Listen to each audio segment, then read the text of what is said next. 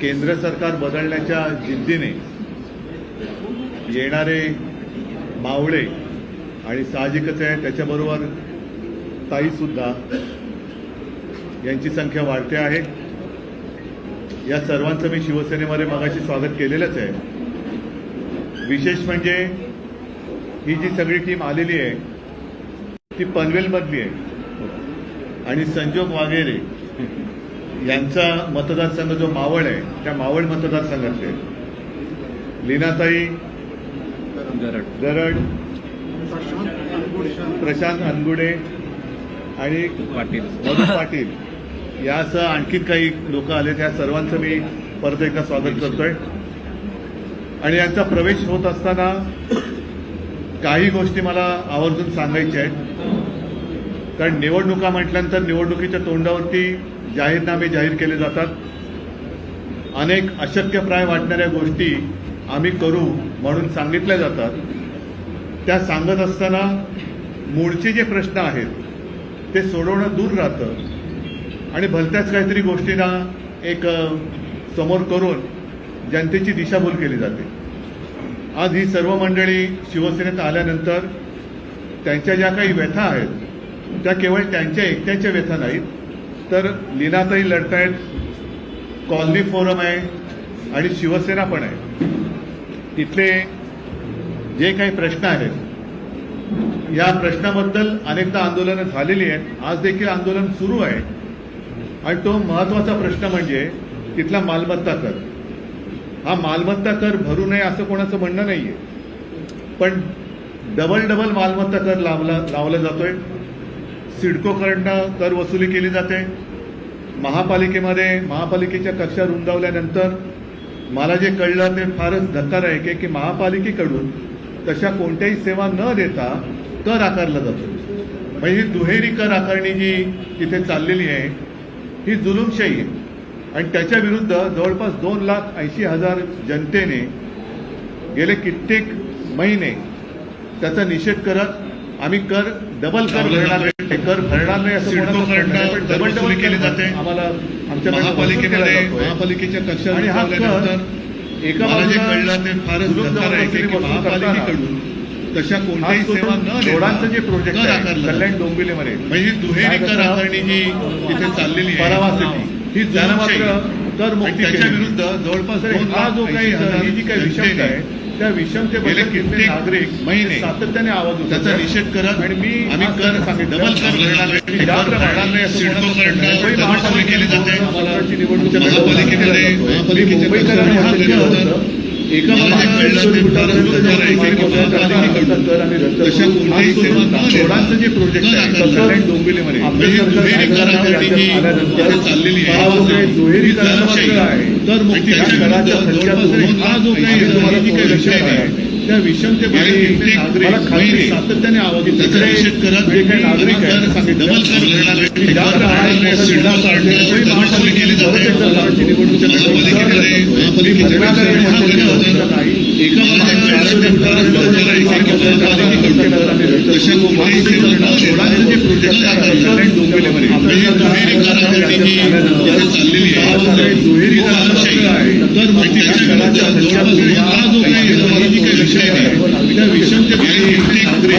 सातत्याने आवाज निषेध करत जे काही नागरिक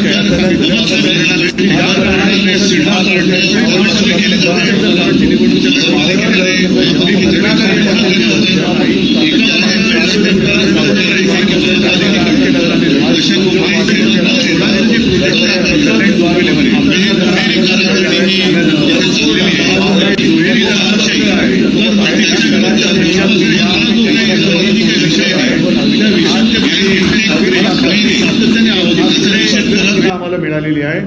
पनवेलमध्ये थोडंसं जे काही आम्ही मागे राहत होतो ते आता मागे तर राहणार नाही, पण प्रतिस्पर्ध्यापेक्षा पनवेलमध्येच 4 पावलं आम्ही पुढे गेल्याशिवाय राहणार नाही ही मला खात्री आहे।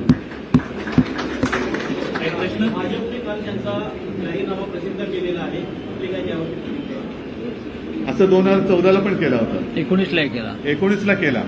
ते आता फक्त जाहीरनामे प्रसिद्ध करत राहतील, कारण या निवडणुकीनंतर भाजपा सत्तेत ते येणार नाहीये, त्याच्यामुळे त्यांना काही वाटेल ते बोलण्याचा अधिकार आहे आणि तो वाटेल ते बोलण्याचा अधिकार कायम राहावा म्हणून आम्ही लोकशाही वाचवण्यासाठी निवडणूक लढवतो. अमित शाह यांनी टीका केलेली आहे की राष्ट्रवादी आणि शिवसेना ही आम्ही फोडलेलं नाही, तर शिवसेना ही पुत्रप्रेमामुळे फुटली आणि राष्ट्रवादी ही पुत्रीप्रेमामुळे फुटली असं अमित शहाना मला सांगायचे की तुमच्या पुत्रप्रेमामुळे भारत अंतिम सामना हरलेला आहे.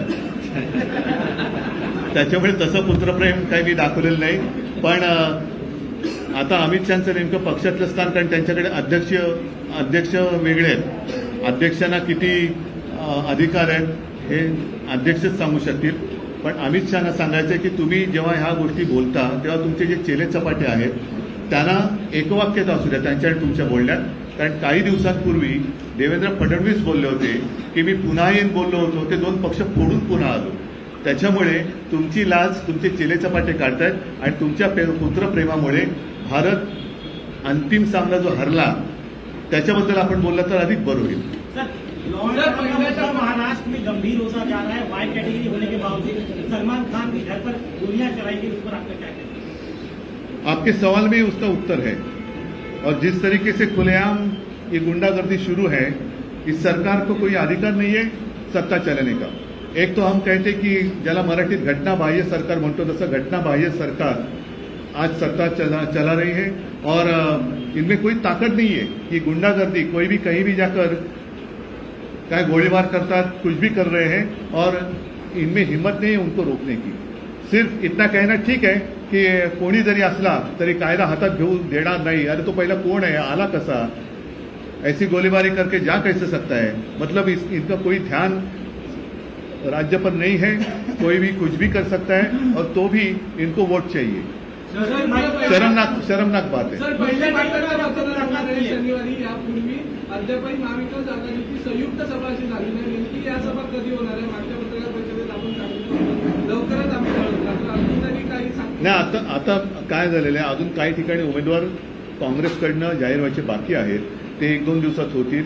त्याच्यानंतर जसं तुम्ही एक एकत्रित सभेचा मुद्दा काढला त्याचप्रमाणे आम्ही राज्यासाठी काही वेगळ्या विषयांसाठी वचननामा द्यायचा का, कोणते मुद्दे घ्यायचे याच्यावरती सुद्धा विचार करतो आहोत आणि येत्या 2-3 दिवसामध्ये यातल्या बऱ्याचशा गोष्टी स्पष्ट होतील. 21 निवृत्त न्यायाधीशांनी सरन्यायाधीशांना पत्र लिहिलंय.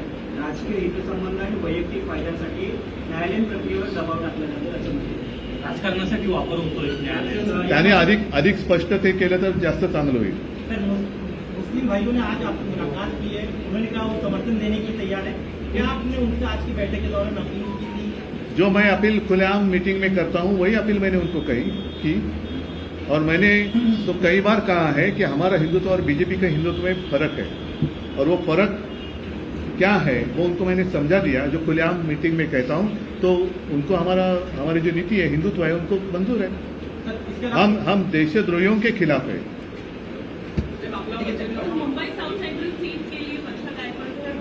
तो विषय संपलेला आहे. नाही वो मुद्दा खतम होईल. परंतु साहेब सांगलीमध्ये आता विशाल पाटील जे आहेत ते बंडखोरी करून अपक्ष उभं राहत आहेत, त्याचा तुम्ही काही बघा, प्रत्येक पक्षाचं नेतृत्व हे खंबीर असायला लागतं आणि नेतृत्व खंबीर असल्यानंतर त्यांनी त्यांच्या कार्यकर्त्यांना सांगायला पाहिजे की आपण जेव्हा आघाडी करतो, जेव्हा आपण युती करतो तेव्हा काही वेळेला या गोष्टी देण्या घेण्याच्या जागांच्या बाबतीत कराव्या लागतात.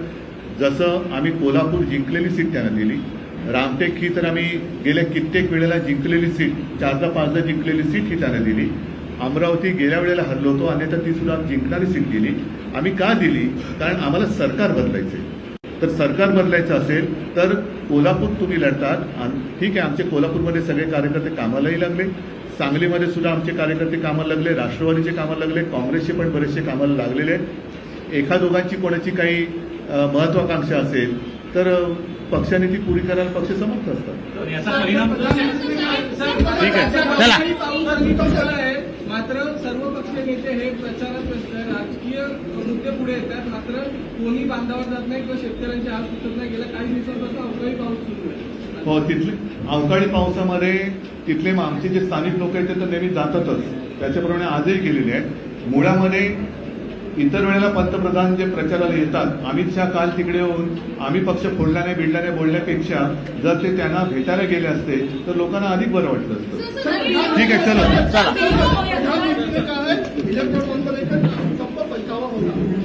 बिल्कुल सबको पछतावा होगा, क्योंकि इनकी भ्रष्टाचार की नीति है वो हमें समझ में आई नहीं थी. अब समझ में आ गई तो आज ही पछतावा हुआ है कि इनके साथ हम कैसे रहे इतने साल.